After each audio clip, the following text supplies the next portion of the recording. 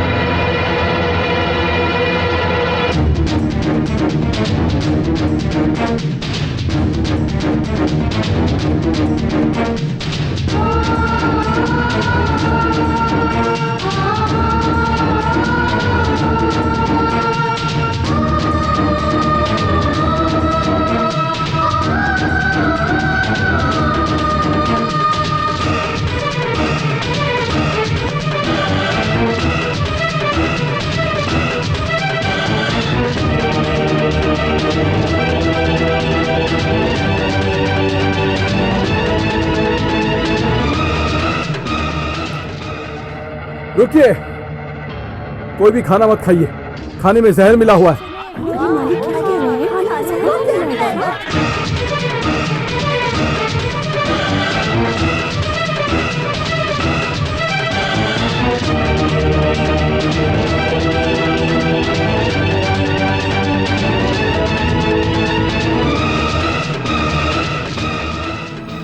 बाबू कैसा है?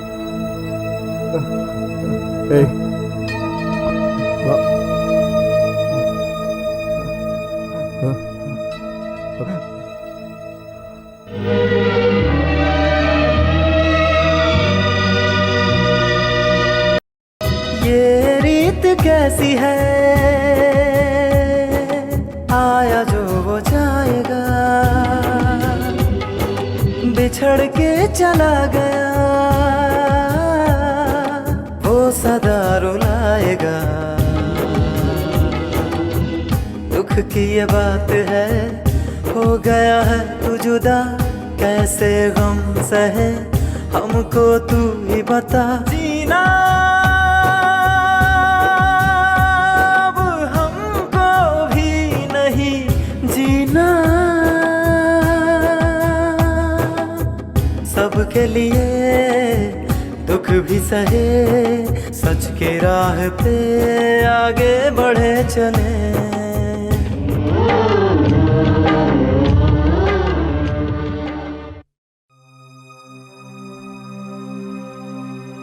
भांजे, कोई भी खाना नहीं खा रहा है। क्यों? जब तक पता नहीं चलेगा जहर किसने डाला है, तब तक कोई नहीं खाएगा। जहर डालने के लिए कोई और गांव से नहीं आया था, इसी गांव में किसी का काम है। कौन? आपको किस पर शक है? बाहर से कोई नहीं आया था साहब, ये घर वालों का ही काम है। थोड़ा सोच समझ के बात किया कर। इस घर में खाना खिलाते हैं, जहर नहीं खिलाते। आप नहीं माँ जी, ये आपकी बहू का काम है। पापी, इतने दिनों से खाना खिलाया, उसका ये सिला दे रहे हो? माफ कीजिए माँ जी, परसों मंदिर के पास बलराम से बात करते हुए हम सभी ने देखा है। अच्छा, ये बात आपसे या राय साहब से इन्होंने बताई है क्या? अच्छा मालिक, अगर आप ये कह दें कि जहर वाली बात झूठ है तो हम सब मान जाएंगे। सुनिए जी, मैंने उनसे बात की, सच है, लेकिन भगवान की कसम खा के कहती हूँ, मैंने जहर नहीं मिलाया। मेरा अब उनसे कोई संबंध नहीं है। दया करके मुझ पे विश्वास कीजिए। इन लोगों को विश्वास दिलाने की क्या जरूरत है बेटी? तुम लोग विश्वास करो या ना करो, मैं अपनी बहू के बारे में अच्छी तरह से जानती हूँ। निकलो यहाँ से। माँ, निकलना उनको नहीं है, आपकी बहू को है। शादी की पहली रात को ही पत्थर से मेरी जान लेने की कोशिश की थी इसने। इसकी मां की मौत का जिम्मेदार मैं हूं समझकर मेरे यहां बदला लेने आई थी, लेकिन आज तो पूरे गांव को जहर देकर मारने की कोशिश की इसने, इसलिए अब इसे इसी पल जाना होगा। मामा जी। भांजे, तुझे अनाथ समझकर तुझे अपनी सगी बेटी से भी ज्यादा प्यार किया मैंने, मेरे बेटे को मार के मेरे घर को बर्बाद करना चाहती हो तुम? तुम्हारा कभी भला नहीं होगा, तुम बर्बाद हो जाओगी। थू! कभी अपनी गंदी जुबान से मुझे माँ जी मत कहना, कभी अपनी शक्ल मत दिखाना। चली जाओ यहाँ से, जाओ जाओ कहती हूँ ना।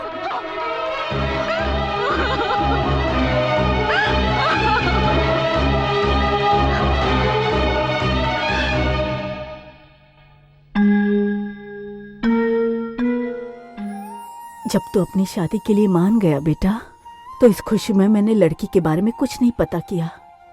मुझसे गलती हो गई बेटा, मुझसे गलती हो गई। नहीं माँ, आपकी बहू सच में बेकसूर है। मतलब? मुझसे बदला लेने के लिए इसने मुझसे शादी की थी, ये सच है। लेकिन सच का पता चलने के बाद उसे पश्चाताप हो गया था। नहीं तो मेरी पत्नी बनकर इतने दिन मेरे साथ नहीं रहती और मेरी लंबी उम्र के लिए व्रत भी नहीं रखती। खाने में जहर उसी ने मिलाया होता तो बाबू को खाना खिलाते समय वो मुझे नहीं रोकती। फिर तूने उसे घर से क्यों निकाल दिया? लोगों के लिए माँ, हमारे खाने को कोई भी शक की नजरों से ना देखे, इसलिए। नहीं बेटा, लोगों के कहने पर पत्नी को छोड़ते हैं। उनकी बातें सुनकर पत्नी को घर से बाहर निकालना कौन सा इंसाफ है? माँ, एक धोबी की बात सुनकर श्री रामचंद्र ने सीता देवी को वनवास भेजा। हरिश्चंद्र शमशान पहुंचे। लोगों को यह सब पागलपन लगता होगा, लेकिन प्राण से बड़ा वचन होता है। विश्वास का यही न्याय है। सच्चाई का पता लगने तक लोगों को यह कलंक सहना पड़ेगा मां। लक्ष्मी, लक्ष्मी, खाने के सामने बैठकर रोना अच्छी बात नहीं है। खाना खा लो। मेरे पति ने ही मुझे छोड़ दिया, तो मैं आगे की जिंदगी जीकर क्या करूंगी? ऐसा मत कहो। तुम मर जाओगी तो तुम पर लगा कलंक हट जाएगा क्या? आज नहीं तो कल सच सामने आकर ही रहेगा। सच्चाई आग से ढकी राख की तरह होती है। जिस दिन शक की राख हटेगी, सच्चाई की आग जरूर दिखाई देगी। अपने आप को संभालो। खाना खा लो, प्लीज खाना खा लो।